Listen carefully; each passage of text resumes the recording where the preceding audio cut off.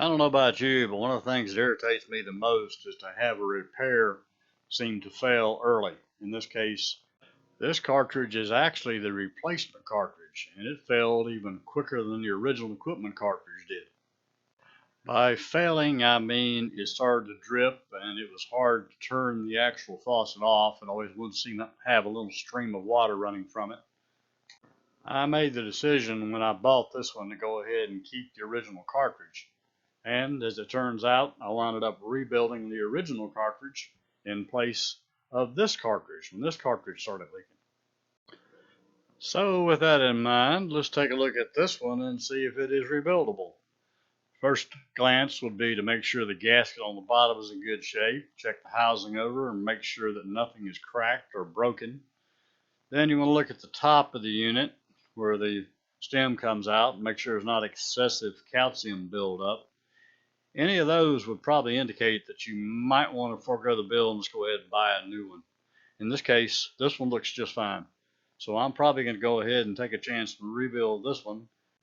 And I'll see if I can get the same results out of this one that I got out of its original brethren when I rebuilt it. Well, the first step in the rebuild is the disassembly, and in this case, a fairly sharp pocket knife underneath the tab, lifting up very carefully, can disassemble the unit.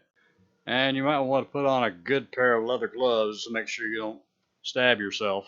If you break this tab, game over.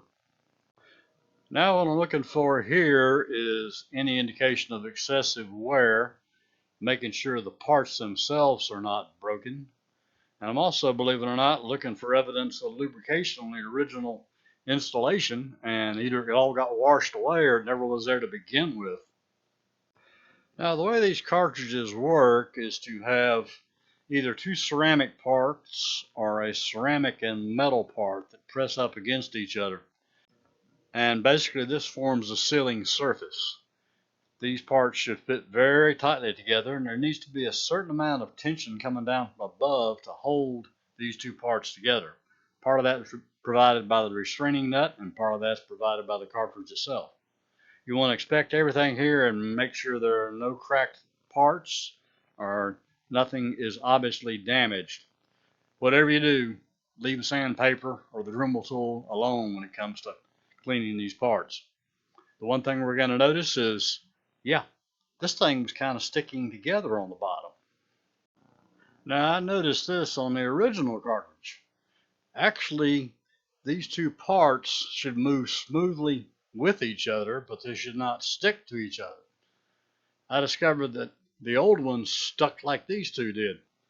And when I cleaned off all the sticky surfaces and they just slid up against each other, that seemed to take care of my leak. I never had a problem with the new cartridge. So what we're going to do here is clean these two pieces to make sure that they move freely against each other and can't stick to each other.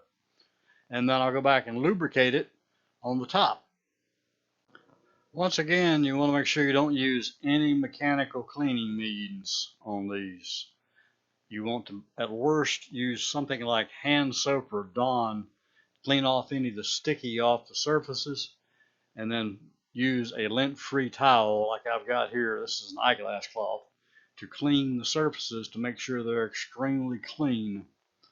And then when you get through, you should be able to slide these two parts together and they won't stick. Now after you get through with the cleaning, obviously you want to check and make sure that you've done the job. Now it's time to start putting it back together, and that's where this little tube I've got laying here comes in. This little tube I've got sitting on the table is a waterproof grease. It's also food grade. It's designed to be used on applications like we have here, where if a little bit of lubricant gets into the actual working surfaces, it will not be toxic to you. And conceivably, you should be able to actually even eat this stuff and have no problem with it. I picked mine up from eBay, and it's fairly expensive. This little bitty tube is about 20 bucks, but I've used it on a couple of rebuilds like this, and I used it on O-rings when I put O-rings together on conventional faucets. Getting these two surfaces as clean as possible definitely seems to have an effect on the seal. My newly rebuilt original cartridge had no leaks and shut off completely. And now it's time to go ahead and put it all back together. Probably the best thing to do here is just lay everything out in order so you can see how it all goes back together. And in most cases, these are pretty well keyed, so it's almost impossible to get them in the wrong way. You'll notice I'm being very liberal as far as spreading the grease on the non-wetted surfaces. I found out that this seems to help the seal out. Of course, it seems to add a little bit more tension holding the moving surfaces together so the water can't get by the surface. The waterproof grease also makes sure that nothing can stick or allow water to get in the upper areas where it doesn't belong. Once again, this is the actual replacement that I bought. The original equipment cartridge is in the actual faucet now, and it works just fine after doing this rebuild. So I definitely know this works, and it can definitely save you a few bucks, and you might extend the length of your cartridge by doing this. Well, thanks for watching. Hope you found this interesting and useful. If you did, please consider giving me a like, and definitely consider subscribing. I've got several little projects on the way I believe you're going to see. So until our paths cross again, y'all take care. You have a great day and a great week, and we'll catch you on the next video.